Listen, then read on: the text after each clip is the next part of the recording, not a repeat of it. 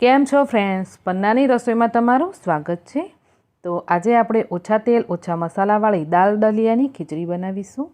તો આ ખીચડી તમે એકદમ સિમ્પલ રીતથી બનાવી અને ખાઈ શકો છો। ઓછા તેલ મસાલાઓથી બનાવીશું એટલે તમે આને ડાયટમાં પણ બનાવીને જરૂરથી ખાઈ શકો।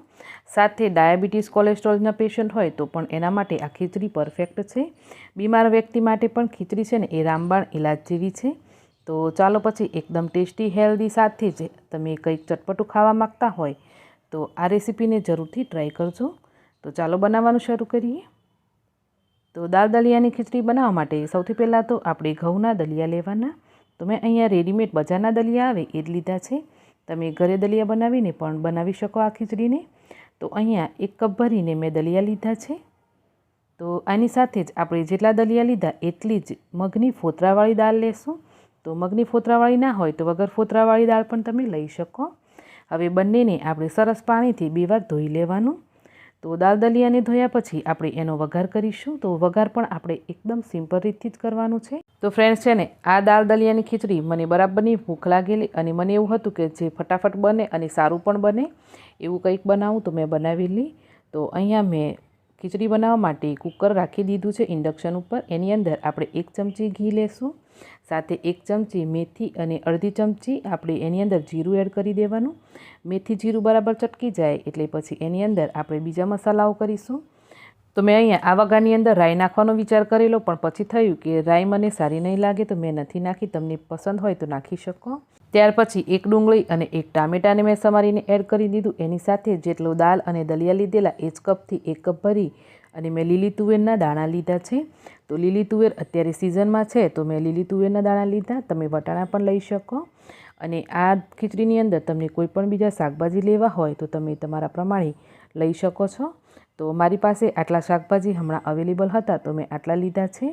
તો બધી જ વસ્તુને બરાબર આ રીતે મિક્સ કરી લેવાનું। તો અહીંયા તમારે ડુંગળીને ટામેટાં છે ને એની બરાબર આમાં ચડવાની જરૂર નથી। આમે તમે ખાલી વઘારમાં એડ કરી અને તરત જ તમારે જે દાળ અને દલિયા ધોઈને રાખેલા એ એડ કરી દેવાના। તો આ ખીચડી છે ને આપણે સિમ્પલ રીતથી કરવાના અને આને છે ને વધારે પડતી આપણે ચટકારી દાળ નથી બનાવવાની, હેલ્ધી અને ઓછા મસાલાઓથી બનાવવાની છે। તો એના માટે મેં અહીંયા 1 થી 2 ચપટી જેટલો ગરમ મસાલો નાખ્યો, અડધી ચમચી હળદર પાવડર અને અડધી ચમચીથી પણ ઓછું જ એટલું મેં લાલ મરચું પાવડર લીધું છે અને સ્વાદ પ્રમાણે અહીંયા મેં સેંધવ મીઠું લીધું છે।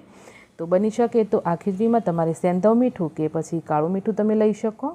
નોર્મલ મીઠું નહીં નાખો તો વધારે સારું રહેશે। તો હવે બધી જ વસ્તુને મિક્સ કરી અને આપણે આને સીટી લગાડવા માટે ઢાંકણ બંધ કરી દેવાનું। તો શરૂમાં હાઈ ફ્લેમ પર આપણે 2 સીટી આવવા દેવાની, ત્યાર પછી ફ્લેમને મીડિયમ કરી અને બીજી 2 સીટી આવવા દેવાની, એમ કરીને 4 સીટી લગાવી અને આપણે આ ખીચડી બનાવી લેવાની છે। તો અને ત્યાર પછી આપણે ઇન્ડક્શનને બંધ કરી દઈશું અને કુકરને ઠંડુ થવા દેવાનું। હવે જ્યારે કુકર ઠંડુ થઈ જાય ત્યાર પછી જ આપણે એને ખોલીને ચેક કરીશું। તો અહીંયા કુકર ઠંડુ થઈ ગયું છે તો આપણે ખોલીને આપણી ખીચડીને ચેક કરી લઈએ। તો આ રીતે આપણી ખીચડી બનીને તૈયાર થઈ ગઈ છે।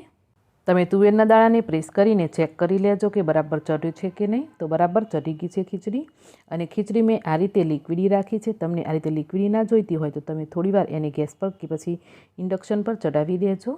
તો ચાલો પછી એકદમ ચટપટી હેલ્ધી આપણી ખીચડી બનીને તૈયાર છે દાળ દલિયાની। તો એને આપણે સર્વ કરી લઈએ, ઉપરથી થોડું ઘી એડ કરી અને આને આપણે ખાઈ લેશું। તો ફ્રેન્ડ્સ આ રેસીપી તમને કેવી લાગી મને કોમેન્ટ કરીને જરૂરથી જણાવજો। અને હા, તમે ડાયટ પર છો અને ડાયટ કરો છો તો આ ખીચડી તમારા માટે પરફેક્ટ છે। તો ચાલો પછી આ રીતે જ આપણે ખીચડી બનાવીને ખાઈ લેશું। તો હું તો અહીંયા ખાવા બેસી ગઈ છું, તમને પણ જલ્દીથી બનાવીને ખાઈ લો। તો મળીશું એક નવી રેસીપી સાથે, આવજો।